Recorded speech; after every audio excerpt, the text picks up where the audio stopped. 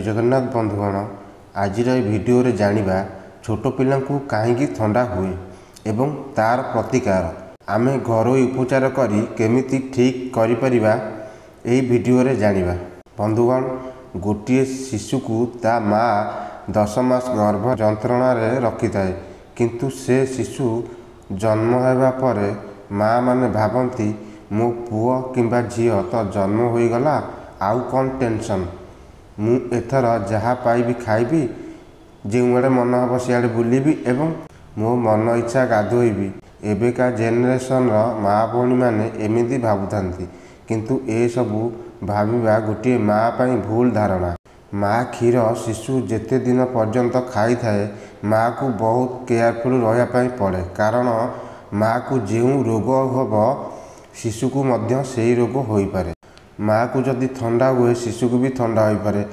जेते दिन पर्यंत शिशु माँ क्षीर खाई थाए माँ माने गर्भरे पिला थिला बेले जेमिति चिकित्सा रे रहुतिले सेमिति जदि आपण माने प्रत्येक जिनिस रे केयरफुल रहिबे आपणक पिला को ठंडा जर काश किछि भी होई न था।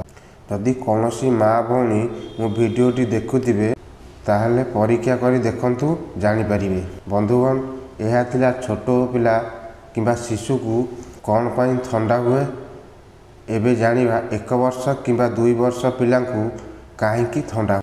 बंधुगण जदि आपण माने मो चैनल ले नुआ विजिट करछंती ताहले एमिति नुआ नुआ वीडियो सर्वप्रथम देखिया पाई चैनल को सब्सक्राइब करी बेल आइकन को प्रेस करी वीडियो गुडे लाइक कर दियंतु जहाँ फल एमती मोर नुआ नुआ वीडियो सर्वप्रथम देखि परिबे।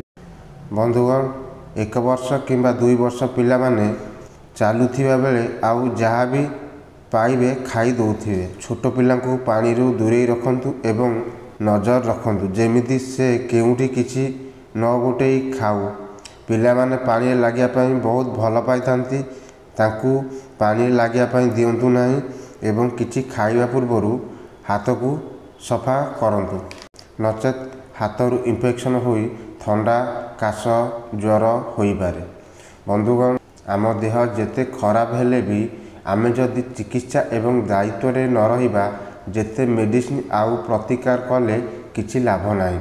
सेहीपरि पिला मानकु जदि आपण माने दायित्व रे रखिबे केबे भी तांको देह खराब हेबो नाही। बंधुगण एबे यार प्रतिकार सुनंतु एही उपाय छोट एवं बड़ पिलांकु भी प्रतिकार करि परिबे।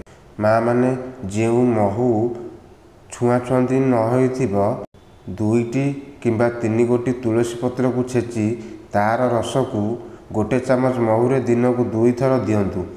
एहा द्वारा ठंडा भल होता है एवं तार आउ गोटे उपाय कहूँ सोरिष तेल को गरम करी सेथिरे गोटे 2 कुला रसुण छेचिकी ताकू गरम करी शिशु को जदि मालिश करिवे ताहले ठंडा कटि जाय थाए।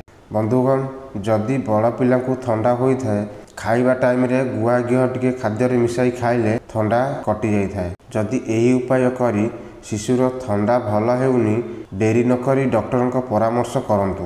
बंधुगण जदि ए वीडियोटी आपण मानकु भल लागे थाए ताहले प्लीज मो चैनल को सब्सक्राइब करी बेल आइकन को प्रेस करी वीडियो गोटे लाइक कर देबे जहाँ फल एमती मोर नुआ नुआ वीडियो सर्वप्रथम देखिया पाई पाई परिबे। पुणी गोटे नुआ वीडियो रे देखा हबा। जय जगन्नाथ।